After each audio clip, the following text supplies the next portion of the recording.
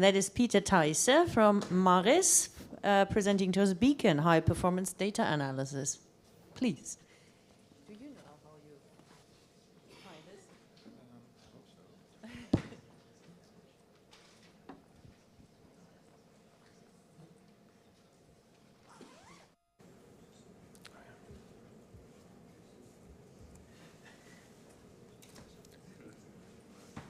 so. No, I think. Yeah? Okay, good morning. I have the pleasure to introduce you to some technical development at Maris that we are very enthusiastic about. It links very well to the presentation about the digital twins, about virtual research, because it's we call it Beacon, and you could see it as a next generation data lake and subsetting solution.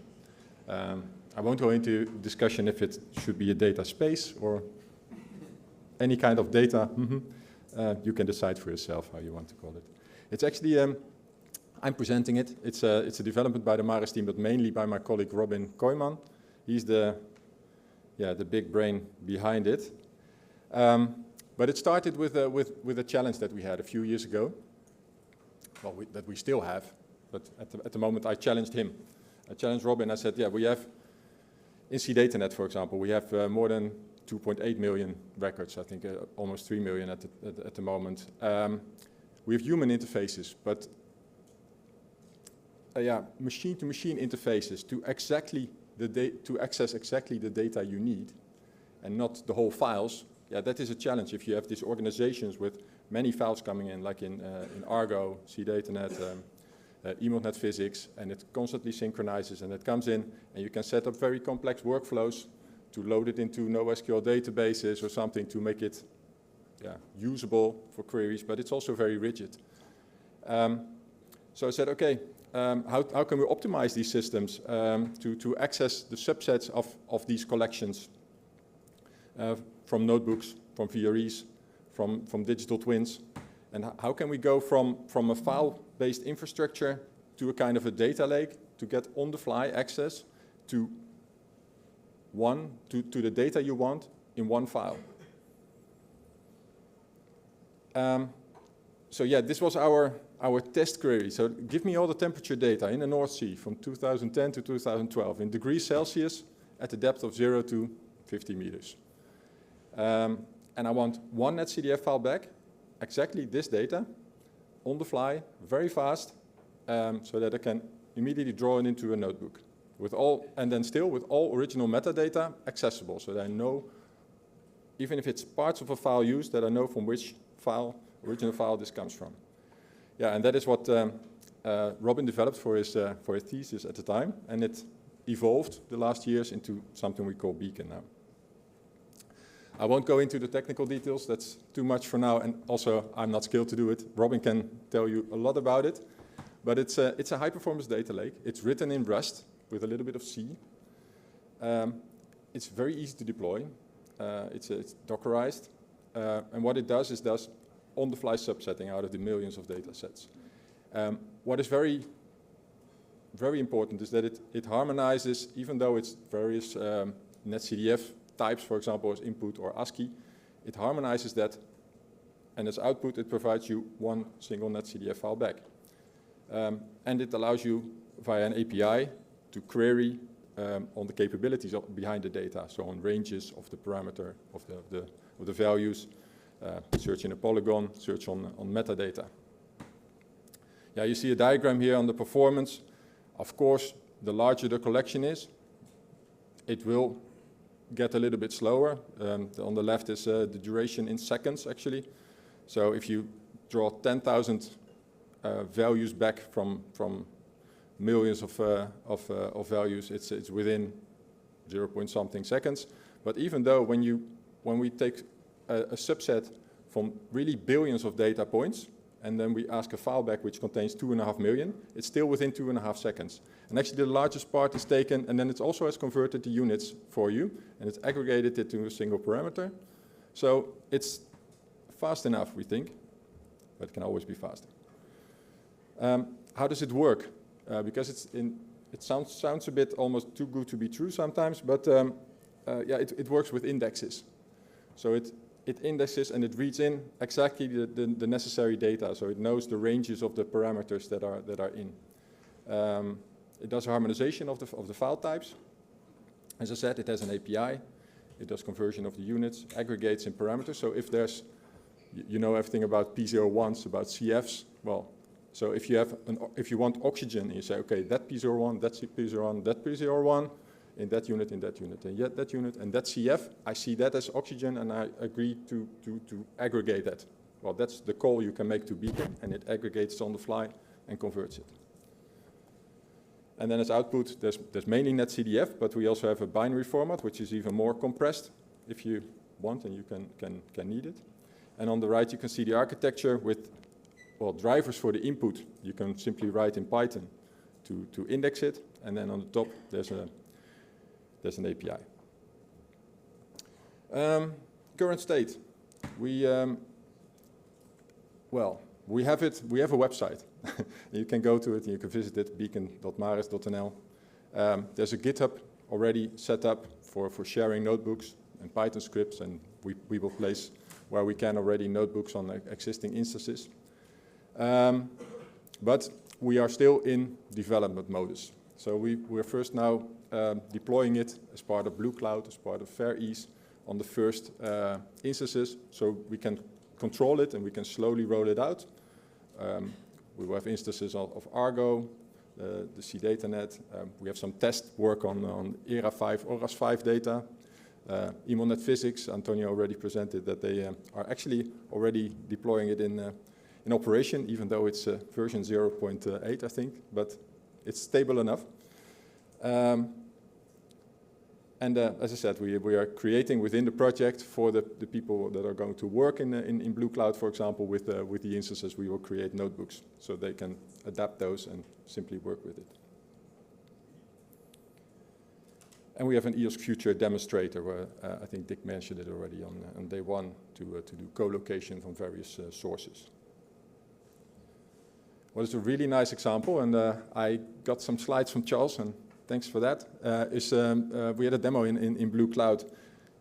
It's something like Jupyter, but it's called Pluto. So it's a different type of notebook. But the nice thing is, and I will take you very quickly through it, you call a beacon, or more beacons, to draw in a certain subset of data. You get on the fly immediately the values back in the area that you want. Then you run diva and d on top of it. You plot it, and you have a product. You have immediately the interpolation done, and that is, yeah, we thought that it sounded like magic a few years ago, and now we think, okay, we can do it. And if you think, okay, this is a nice area, but now I want to do the same in the Western Mediterranean, you just adapt this query, you get new data in, you run it again, and you could really see this within a few seconds, I think, to run it. And that's, yeah, we thought that was an excellent demo of the capacity of what it can do. And this is this co-location tool. We have data from the CDataNet CDI collection, the full one, and the Argo collection completely, and then on top of CMEMS. So and if you then draw the slider at the bottom, and you go to 2003, and you pick a certain month, and then you can really go, you see the subsets immediately on responding to the Copernicus product. So yeah, nice example of, it's more a demo, but it's nice to see what it can do. So the current release, as I said, it's still in development. We call it 0.9 at the moment. It's actually now also adapting to support an ODV pipeline, so that within Blue Cloud we want to in the workbenches to use output from these instances from Argo, from CDataNet to do additional quality control, and that means we want to load it into ODV. So it now actually supports a format that can be loaded into ODV immediately. Yeah, we have some additional metadata handling. It also includes now dynamic chunking, because as soon as we showed it, they said, okay, can you also do it on these larger data sets, so not only on the small profiles and time series. Yeah, that works now, and it does a kind of a very clever, and Robin can tell you everything about this, dynamic chunking. I kept he likes this statement, it's like ZAR, but then more powerful and much faster. So I kept it on the slide. Yeah, you should test it out later, but it's once we release it. And the stability is constantly being improved. So what's next? As I said, we're deploying it in Blue Cloud, integrating it there, and then we're working towards a stable release that we can make available, not on a commercial license, but for academic use, available to the community. And what is important is that we want to have a community around it, so that on the GitHub, people can can work on the API, extensions to the API, so not on the core, but on the API on top. Share Python scripts that they have developed, share notebooks that they have developed, and then we'll be slowly rolling it out and building the community. So that is where we are now. As I said, you can join and connect to us via the website if you're interested. We call it pre-registration. We know we can't deliver it straight away, but at least we know that you're interested, and as soon as we have the version 1.0 available, and it will not be this year, I think, because we are just overloaded with the work at the moment. But as early as possible, and then we can share it, and you can test it out behind digital twins or other applications. Thank you. Thank you very much, Peter. That was impressive. I expect loads of questions, yes. It usually triggers some questions, yes.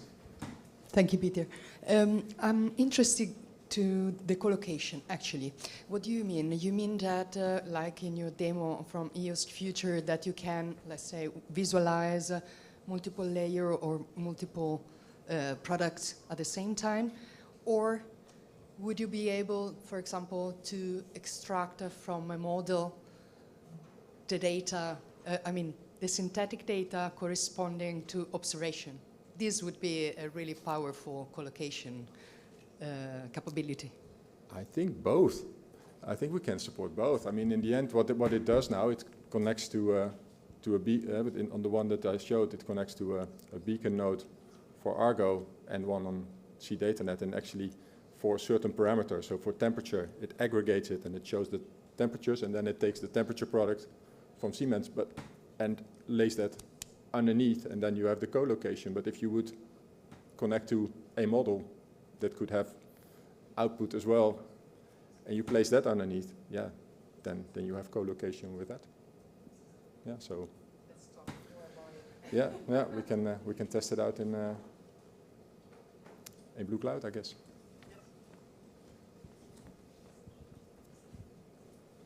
I see Steve there in the back. It's great to see this tool coming along. I know a lot of people have been waiting for this kind of thing for years.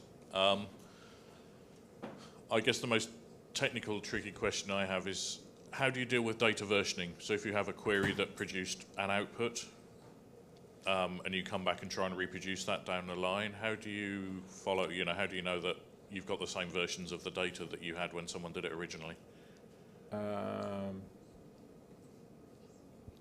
We do have the traceability. I don't know if that fully answers your question, but as I said, in the metadata behind the output file that you have the links to the identifier of the original file, the URL. Sure. So you do have the reference to where it came from. If that is if you come back in a month later, and that reference has changed, and you can also request the additional metadata. So in that way, you can trace if you have the same file or a new version of the file in it. Sure, but okay, but I was just, can you do like, I want to see what this query gave me 3 years ago as opposed to what this query gives me today? No, fair enough. Not at the moment. Then you should actually freeze the background of the beacon instance. Yeah, sure. And then run it on top of that, and then run it on a new collection. And that's, I think, what we'll do in Blue Cloud. So we will take a new harvest, run it on that, and then if we have a next collection, we have a new beacon instance. So that's for now how we will work with it. Thank you for your presentation. Question: are you planning to test your beacon system on World Ocean database? We tested it on the World Ocean database. Oh, good. Yes. We it's in the Blue Cloud. We have certain virtual labs, and also in the Fair East project. and the workbenches that want to combine from different sources, and World Ocean Database was high up on the list. So we will run it on 11 different data infrastructures, and the World Ocean Database is one of them. And it was a bit of work, but we already, well, just about now we have it running. So once we have it up, we will share with you so that you can have a look, of course. Thank you for that, Peter. That looks like a very exciting piece of equipment that's coming out down the line. My quick question for you is, do you think there will be any plans in the future for bespoke use of Beacon for aggregators such as Med and Sea Data Net or Ocean Info Hub, for example, where you can call on the actual data that's available in their various portals and have bespoke use where users of those portals can call on the data providers for those particular communities to call on the actual data? What do you mean exactly with bespoke use? So that it's, for example, with an authentication in between? So maybe like if you use Beacon, say for Medin, to call on just UK data that's available in the Medin portal, and you could just use that specifically just for UK data or European data with Sea Data Net, rather than accessing what's available in the entire data lake? Oh yeah, but no. You can set up on any kind of an instance on any kind of data collection, and actually, so you can subset like this. You can decide yourself on what part you let it index and let it run. And I know this might be more of a future development idea, but do you think there could be potential use of maybe widget plugins for data portal systems as well, for users to use the Beacon services as well, directly from the web pages of those portals? That would be great, and I think we can. Well, that could be part of the community to share it once the. The idea is we stick to the core, but if some add-ons are possible are created, yeah, they can be shared. Then the code. Brilliant, yeah. It's very exciting. Yeah, I just wanted to comment a little bit on the first question about the provenance and maintaining the information, because what we are doing in this co-development is to introduce some unique identifiers that we want to assign when we get the data also from Beacon. So then we can be able to track back to the original data, to the original data infrastructure. So in this case, we can know about the version and the unique identifier in that version. So actually we are collaborating definitely. And that's also why we are not fully ready with everything, but and also had to add as much, because first Beacon was only focused on the data files, but the metadata is in some cases, if you want to do a quality control, very important. So now it also needed to combine the metadata from the files, the metadata in the files, but even also metadata in the metadata files accompanying it, and adding it to it, which was quite difficult, but it worked, and now it feeds into an ODV output. You can run it in ODV, and you can see the metadata, the full metadata, or at least a subset of the metadata that you need to do the quality control. Yeah, this is part of of the collaboration ongoing and work. The requirements from the scientists that want to use this and preserve the information. Thank you, Peter. I think we have to move on to the next presentation. Okay.